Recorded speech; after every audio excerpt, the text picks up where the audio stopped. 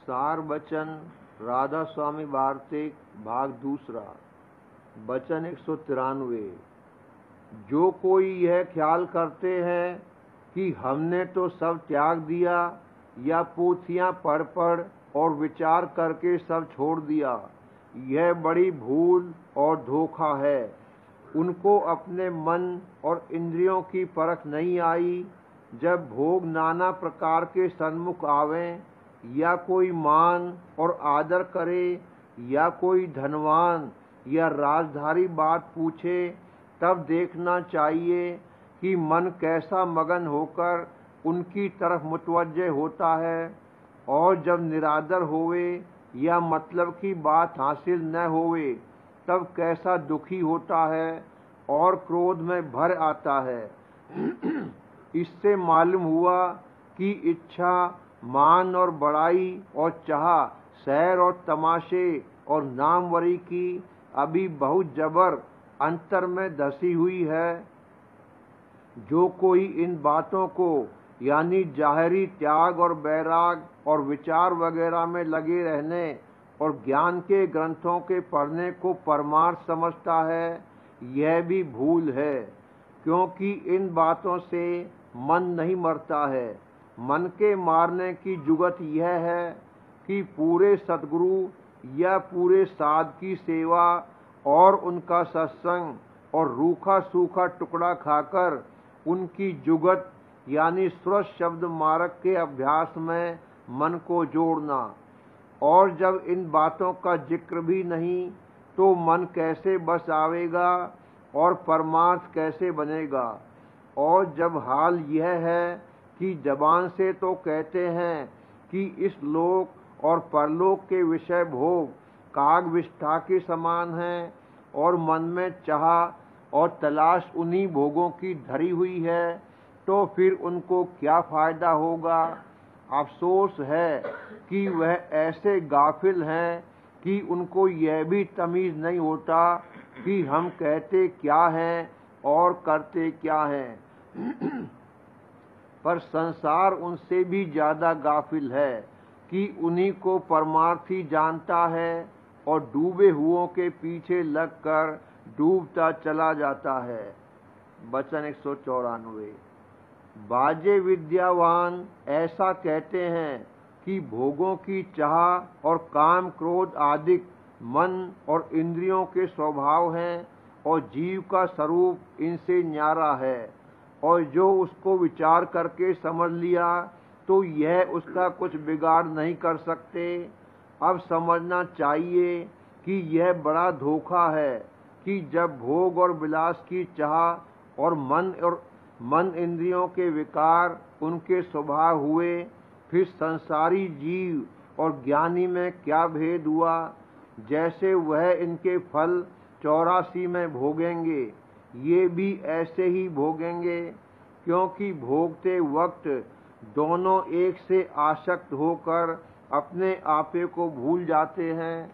यानी देखने में आता है कि जब ऐसे साहबों का कोई निरादर करे या तान मारे या इल्जाम लगावे, या जब वे दूसरे की मान प्रतिष्ठा होती हुई देखें, तो उसी वक्त उनको क्रोध और ईर्ष्या सताती है।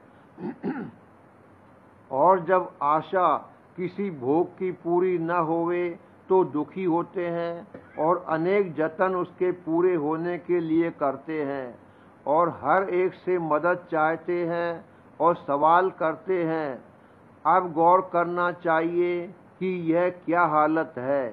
भोग तो काग विष्ठा के समान हुए, और वे भी उनके भोगने के लिए महानीच सीढ़ी पर उतर बैठे कि जहाँ से 84 का रास्ता खुला है। इस वास्ते यह बात दया करके कही जाती है कि जिस किसी को अपने जीव का उद्धार मंजूर है, उसको मुनासिब है कि विद्या ज्ञानी के संग से बचकर जैसे बने सतगुरु का खोज करके उनके चरणों का आसरा लेवे तो कारज होगा, और किसी इष्ट से या पंडित या भेख के संग से 84 से नहीं बचेंगे। भेक और पंडित को खिलाना पिलाना और जो बने सो देना मुनासिब है, पर तन मन सतगुरु के चरणों में अर्पना जरूर है। यह बात उसी के लिए है और उसी से मानी जावेगी जिसको मालिक से मिलने की चाह है और अपने जीव का उद्धार मंजूर है। भेक और पंडित और संसारियों को यह वचन प्यारे नहीं लगेंगे। वचन 195। विद्यावान और चतुरा सतगुरु के संग के लायक नहीं है, क्योंकि ये अहंकारी होते हैं और इनको संत सद्गुरु पर भाव नहीं आता। संत देखी हुई कहते हैं और यह नादान सुनी हुई बकते हैं और अपनी अकल के जोर से विधि मिलाना चाहते हैं, और जो जुक्ति की उनको बताई जावे उसमें इनका मन, जो कि सैलानी और अहंकारी और भोगों की चाह वाला है, नहीं लगता और करामात की चाह रखते हैं, और करामात दिखाने की संतों की मौज नहीं है, क्योंकि जो प्रीत करामात के जोर से होवेगी उसका कुछ भरोसा नहीं है। करामात उनके वास्ते है कि जिनको परमार्थ की सच्ची चाह है और अपने जीव के कल्याण के वास्ते संतों पर भाव और प्रतीत लाए हैं। ऐसे शख्स हमेशा करामात देखते हैं, और जिन लोगों की असली चाह संसार की बड़ाई और भोगों की प्राप्ति की है और परमार्थ की सच्ची चाह नहीं है, वे काबिल करामात दिखाने और सत्संग में लगाने के नहीं हैं। इस वास्ते जो जीव की परमार्थी हैं, उनको चाहिए कि ऐसे लोगों के संग से होशियार रहें।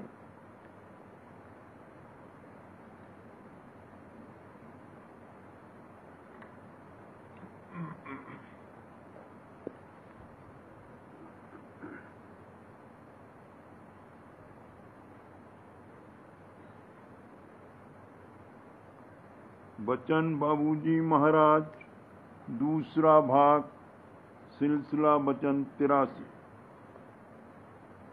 भाग्यानुसार, कर्मानुसार, समयानुसार, संस्कारानुसार और अधिकारानुसार इसको सामान मुहैया होगा।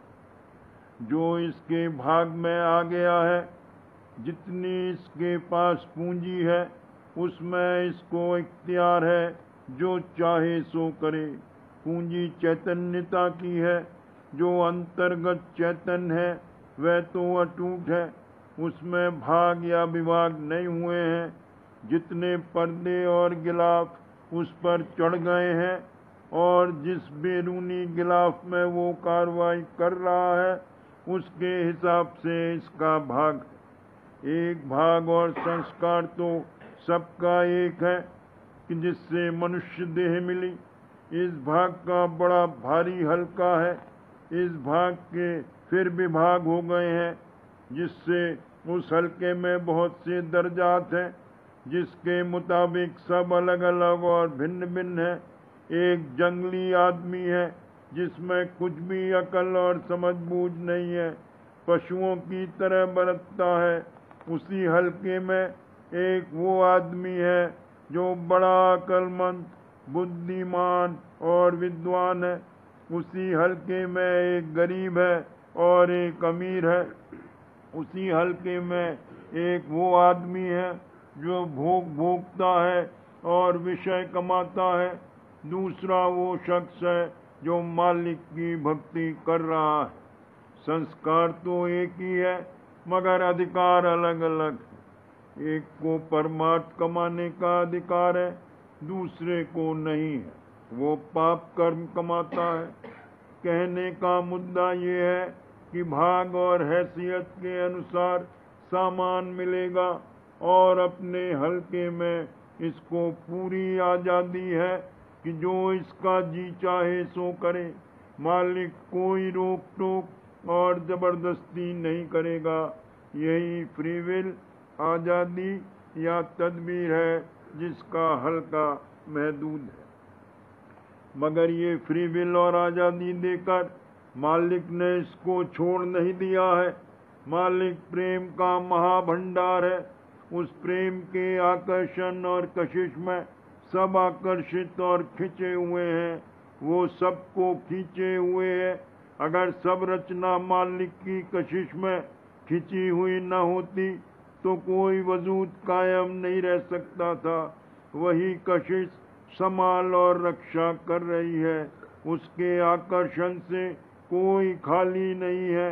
अंतर के अंतर्गत सब चैतन्य उसकी तरफ खिंचा हुआ है और वही प्रेमाकर्षण, कशिश, मौज और दया सब में प्रेरक है।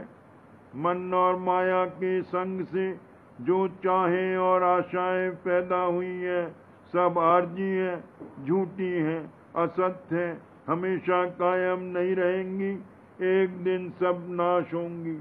जब तक वो चाहे और आशाएं मौजूद हैं उनमें खूब बरत ले। आज़ादी फ्री विल है। जिस दिन सब आशाओं से निबट जाएगा वही प्रेम आकर्षण इसको मालिक के चरणों में खींच लेगा। मौज अंतर के अंतर्गत गुप्त रीति से ये कार्रवाई कर रही है। एक दिन ये नतीजा जरूर निकलेगा।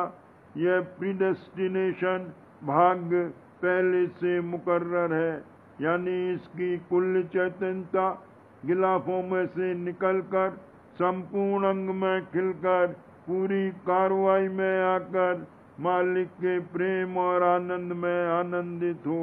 इस तरह से फ्री विल, तदबीर और प्रीडेस्टिनेशन, तकदीर दोनों साथ साथ काम कर रही हैं। जिस तरह एक महदूद हल्के में इसको फ्री विल आज़ादी है, उसी तरह से हर मंडल के धनी देवता और मालिक को भी आज़ादी है। अपनी रचना में वह जो चाहे सो कर सकता है। ऊपर के मंडल का धनी दखल नहीं देता और न नीचे के मंडल के धनी को ऊपर के मंडल के कुछ इख्तियार हैं। ऊपर के धनी और मालिक की मौज अंतर्गत प्रेरक है।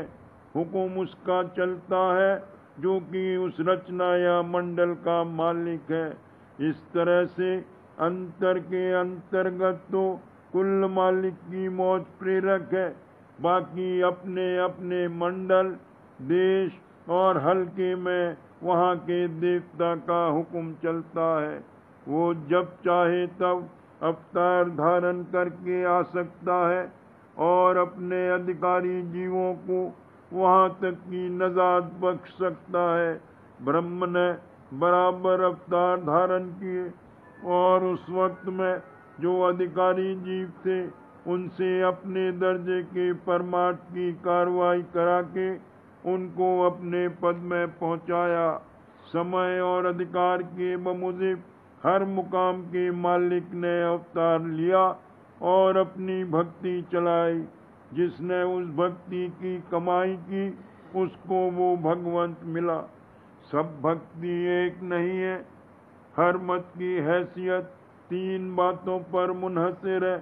कौन भक्ति करने वाला है, किस रीति और जरिए से भक्ति की जाती है और कौन भगवंत है।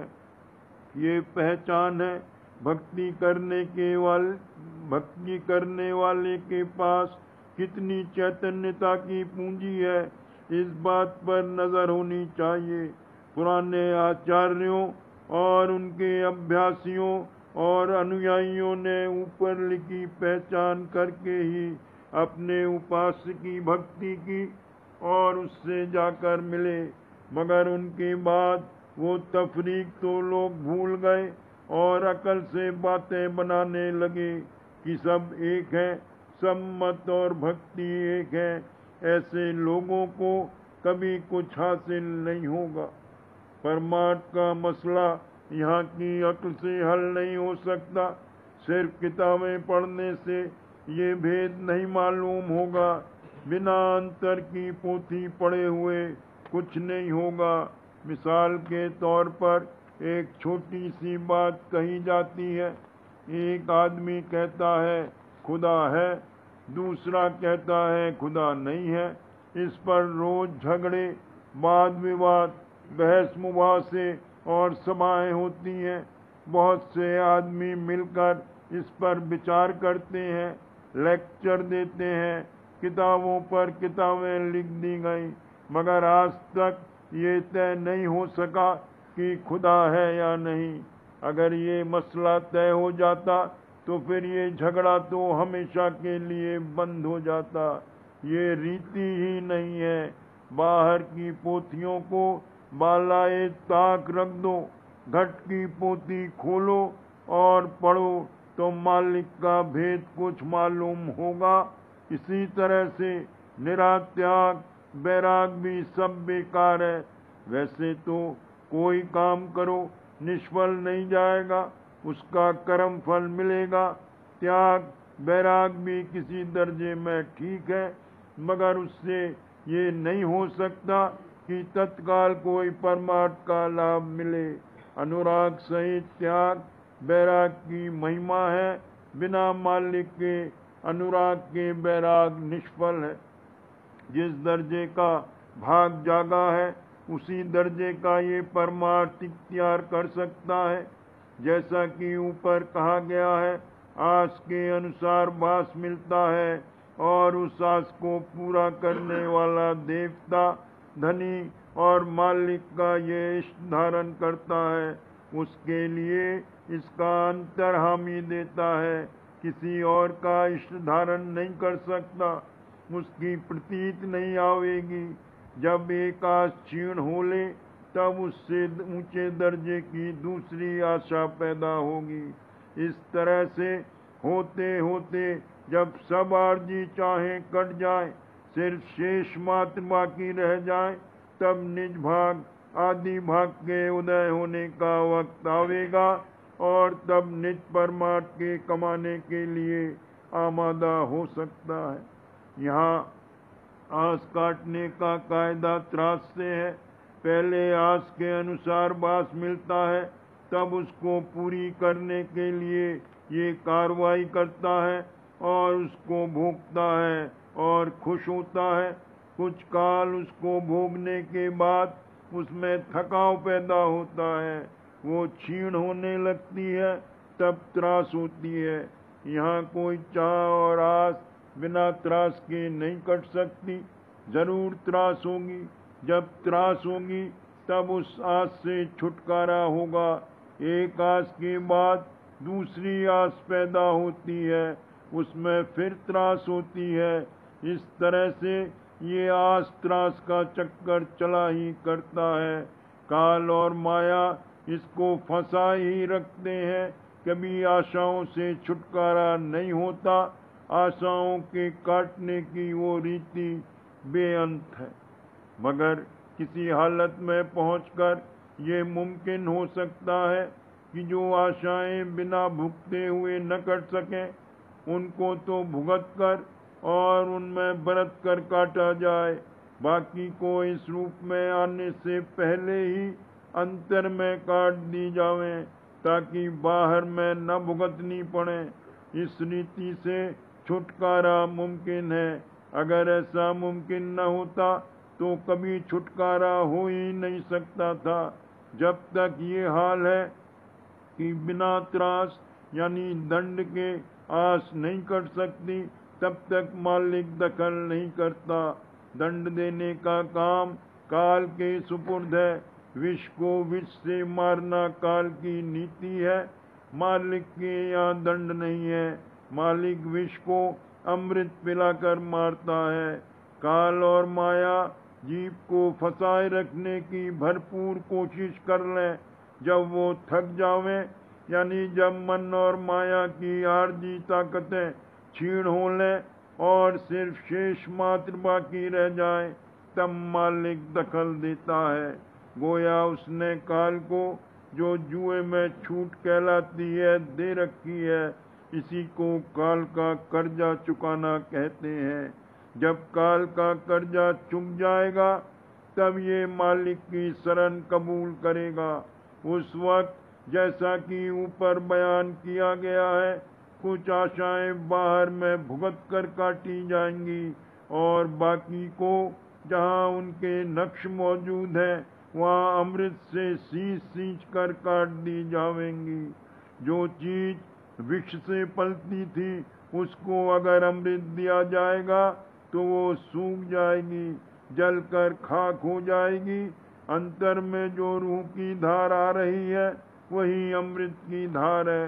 उसका भेद और पता देकर वो धार पकड़ाई जाएगी, उसमें लीन और प्रवेश करके अमृत पान किया जाएगा। उससे सब विश्वरूप आशाएं मर जाएंगी। अमृत पी पी मरे, जहर की गांठी खोली। विष की गांठ यानी पोटली भरी हुई रखी है, वो खोली जाएगी, तब सब विष बाहर निकल पड़ेगा। फिर उसमें बूंद बूंद अमृत भरा जाएगा। मगर जैसा कि ऊपर कहा है, जब तक मन और माया की ताकतों का जोश अंदर में भरा हुआ है तब तक ये कार्रवाई नहीं हो सकती। बजाय फायदे के नुकसान होगा। जब तक योग्यता नहीं आई है, अधिकार नहीं पैदा हुआ है, तब तक अमृत पान नहीं कराया जा सकता। सांप को उम्र भर दूध पिलाओ, जब उगलेगा जहर उगलेगा, उसके अंदर जहर ही जहर बनता है। सांप का रूप और कलेबर बदल दिया जाए तब जहर नहीं पैदा होगा। उसी तरह से इसका रूप, कलेबर और घाट बदलना चाहिए। अंदर में तजुर्बा होना चाहिए कि मन और माया के देश में सुख और आराम हासिल करने के लिए जो कुछ हमने किया उससे हमारा मतलब नहीं निकला। हमको मालिक नहीं मिला, बल्कि हम मालिक से दूर पड़ते गए। इस देश से उदासीनता और अपने जीव के कल्याण की फिक्र पैदा होनी चाहिए। तब दया से इसको ऐसी जगह बास मिलेगा जहाँ ये अपने जीव के कल्याण की कार्रवाई कर सके। ये योग्यता और अधिकार है। जब इतनी तब्दीली हो जाएगी और ऊपर लिखी हालत पैदा हो जाएगी, तब ये आपसे आप मालिक को पुकारेगा। उस वक्त कोई सबूत देने या समझाने की जरूरत नहीं होगी कि कोई मालिक है। इसका अंतर मालिक मालिक पुकारेगा। मालिक की समर्थता और दयालुता का पता चलेगा। सर्वसमर्थ और सर्वशक्तिमान वो है जिसकी शक्ति से कुल रचना कायम है, जो कुल रचना को अपनी कशिश में खींचे हुए है, जिसकी कशिश से कोई खाली नहीं है। अधिकारी जीव को मालिक की समर्थता और दयालुता पर विश्वास आवेगा। वो दया विश्वास है, प्रेम विश्वास है। ये विश्वास काबिल एतबार और सच्चा है। बाकी सब झूठे और अपनी गरज व मतलब के हैं। मुंह से कहने से कि मालिक है और वो समर्थ, वो दयाल है, कोई कदर व हैसियत नहीं है। अपनी गरज व मतलब अटकी हुई है, जिसकी वजह से मुंह से ऐसा चिल्लाते हैं। जिस सुख व आराम के न होने से दुख और तकलीफ है, उसकी चाह और आस अंदर में धरी हुई है। वो सुख और आराम चाहते हैं, मालिक से उनको कोई मतलब नहीं है। उस चाह को पूरा करने वाला धनी और देवता ही उनका मालिक है। उसी से उनका सिलसिला लगेगा, यही उनका माबूद है। जैसी रूह वैसे फरिश्ते, जैसे भक्त वैसे भगवंत, जैसे पुजारी वैसे ही देव।